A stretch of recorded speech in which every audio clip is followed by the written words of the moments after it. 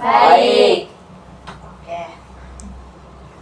Nah, di sini saya akan menjelaskan apa itu potensial listrik akibat kehadiran bahan dielektrik. Mungkin teman-teman sudah tahu apa itu potensial listrik akibat kehadiran bahan dielektrik. Ada teman-teman yang tahu kok? Tidak. Tidak? Tidak. Oke. Nah, bahan dielektrik adalah kata lain untuk bahan isolator. Bahan ini tidak bisa mengantarkan arus listrik, beda dengan bahan konduktor. Pada konduktor, arus listrik mengalir di dalam bahan jika ada medan listrik dalam bahan. Konduktor mengandung muatan listrik yang mudah mengalir atau berpindah cepat. Ketika di dalam konduktor muncul medan listrik, maka medan tersebut memberikan gaya pada muatan sehingga mengalir. Pada isolator atau dielektrik, tidak ada muatan yang dapat mengalir secara bebas.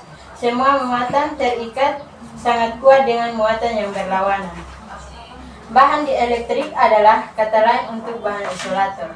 Bahan ini tidak bisa mengantarkan arus listrik, beda dengan bahan konduktor.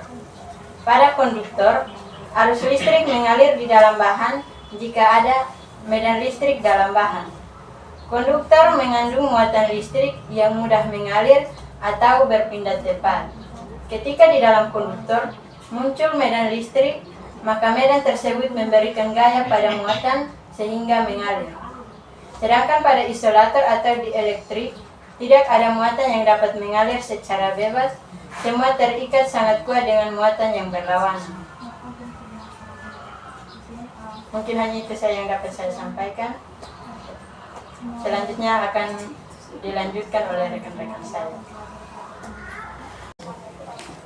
Oke, selamat sore untuk kita semua. Sore. Oke, di sini saya akan melanjutkan materi yang sudah dijelaskan oleh teman saya.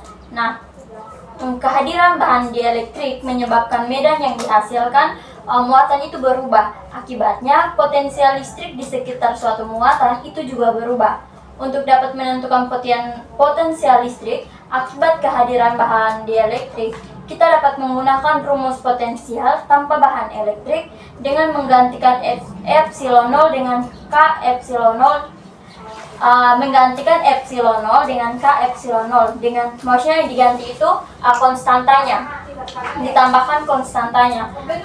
Sebagai contoh, jika di antara dua pelat sejajar dipasang bahan dielektrik, maka beda potensial antara dua pelat akan menjadi delta V sama dengan minus sigma kali D per K epsilon 0. Jadi ini teman-teman. Jadi kita hanya menambahkan saja konstantanya. Jadi potensial listrik di sekitar muatan titik akan ditempatkan pada medium dengan konstanta dielektrik K adalah V sama dengan 1 per 4 pi epsilon 0 dikali dengan Q per R. Jadi ini teman-teman. Oke, pembenaran dari asumsi yang ini adalah sebagai berikut. Misalnya, dua pelat sejajar mengandung rapat muatan sigma. Jika tidak ada bahan dielektrik antara dua pelat, maka kuat medan listrik antara dua pelat adalah E sama dengan sigma per epsilon 0.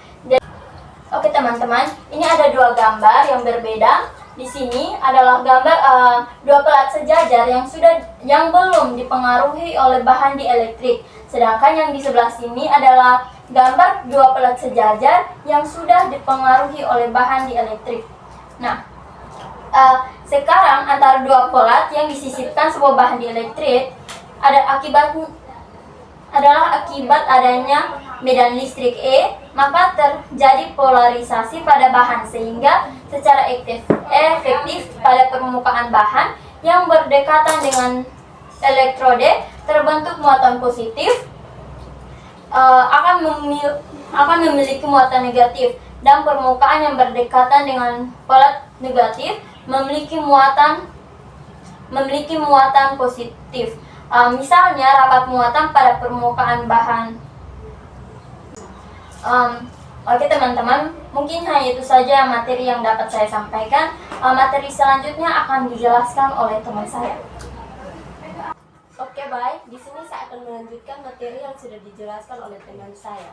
Nah, tadi teman saya sudah menjelaskan sampai di sini saya akan menjelaskan.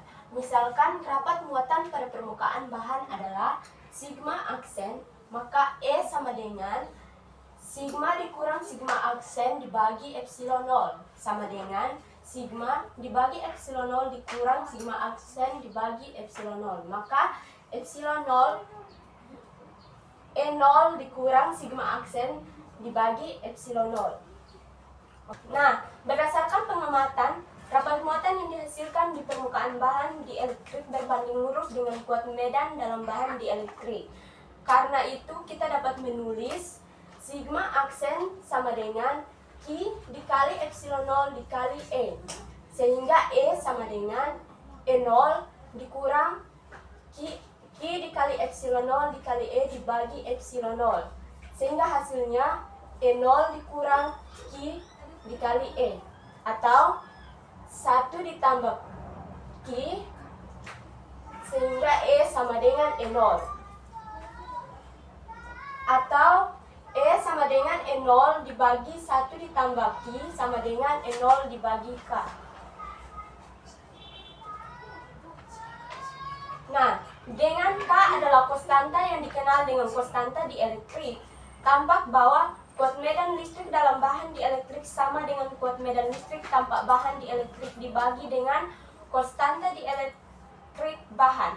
Mengecilnya kuat medan menyebabkan potensial listrik akibat pemasangan bahan dielektrik juga mengecil dengan faktor yang sama. Nah, dari semua materi yang sudah kami jelaskan, di sini kami menyiapkan sebuah contoh soal. Nah, bunyi soalnya, sebuah pembangkit listrik tenaga air menghasilkan energi potensial dari air yang jatuh sebesar E0 sama dengan 50.000 kJ setiap jam.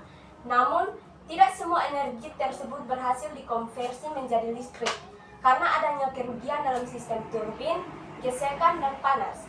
Setelah dilakukan pengukuran, diketahui bahwa konstanta sistem K adalah 4, yang artinya energi listrik yang dihasilkan hanya 1/4 dari total energi potensial air yang digunakan.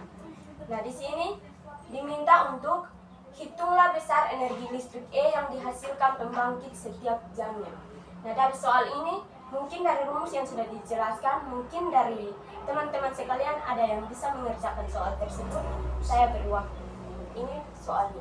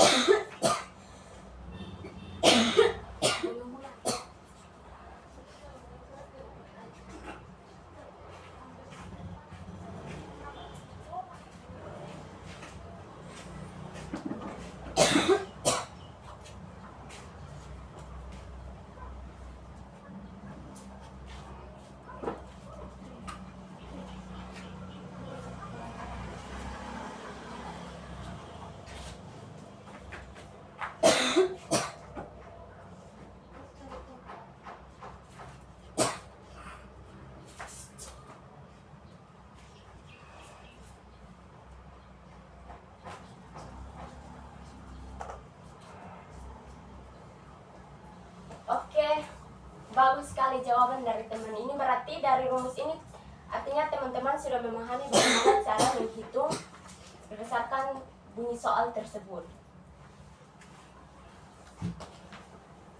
Demikian materi yang telah kami sampaikan. Mungkin ada dari teman-teman yang ingin bertanya, silakan bertanya pada kolom komentar. Terima kasih.